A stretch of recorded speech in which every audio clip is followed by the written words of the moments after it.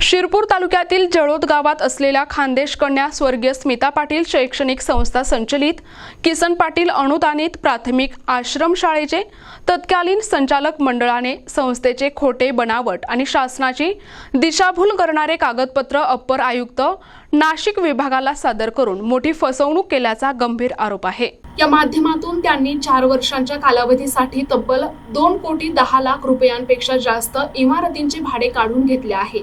त्याचबरोबर या संचालक मंडळाने बनावट कागदपत्रे तयार करून शाळेचे देखील स्थलांतर करून घेतल्याचे उघड झाले आहे। या पार्श्वभूमीवर संपूर्ण तत्कालीन संचालक मंडळावर कायदेशीर गुन्हा दाखल करण्याचे आदेश असताना देखील अद्याप गुन्हा दाखल करण्यात आला नसल्यामुळे जळोद येथील ग्रामस्थ चांगलेच आक्रमक झाले आहेत। त्यामुळे येत्या 2 दिवसात संबंधित तत्कालीन संस्थाचालक मंडळावर गुन्हे दाखल करावेत, अन्यथा सोमवारी हजारोंच्या संख्येने आदिवासी प्रकल्प विभागाच्या बाहेर आंदोलन करण्यात येईल, अशी आक्रमक भूमिका जळोद गावातील ग्रामस्थांनी घेतली आहे। माझं नाव बाळू सोमा शिंदे, जळोद ग्रामस्थ आणि सर्व ग्रामस्थ।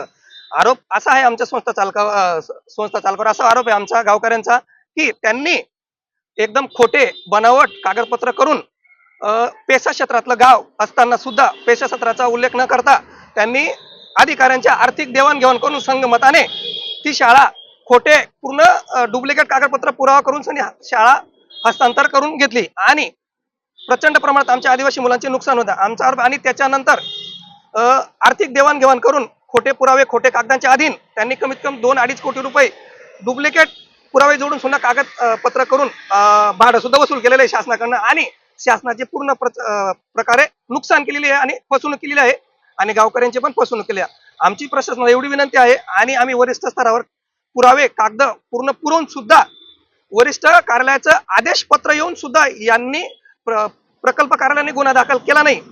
आदेश असताना त्यांनी 8-10 दिवसापासून टाळाटाळ करतायत आणि त्यांच्यावर कोणत्याही प्रकारे गुन्हा दाखल करणं खूप मोठ्या प्रमाणात भ्रष्टाचार झालेला आहे।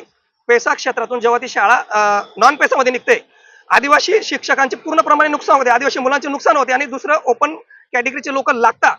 तर हे होऊ नये, शासनाने याच्यावर प्रचंड प्रमाणात कारवाई करावी आणि त्यांच्यावर गुन्हा दाखल करण्यात यावा आणि शाळेचा स्थलांतराचा जी रद्द करून तो आमच्या परत पेसा क्षेत्रामध्ये आणण्यात यावा। बरं, तुमचं आता पुढच्या आंदोलनाची दिशा काय असते? आता पुढची आंदोलनाची दिशा अशी आमची आहे, येत्या सोमवारी 7 तारखेला सकाळी 10 वाजता 200-300 लोक घेऊन आम्ही ठिय्या आंदोलन करणार आहेत। जोपर्यंत शासन पूर्ण त्याच्यावर निर्णय घेत नाही, पीओ कार्यालय त्यांच्यावर संचालक मंडळावर गुन्हा दाखल करत नाही, तोपर्यंत आम्ही आंदोलनातून उठणार नाही अशी आमची दिशा आहे। NTV news Marathi, Shirpur, Dhule.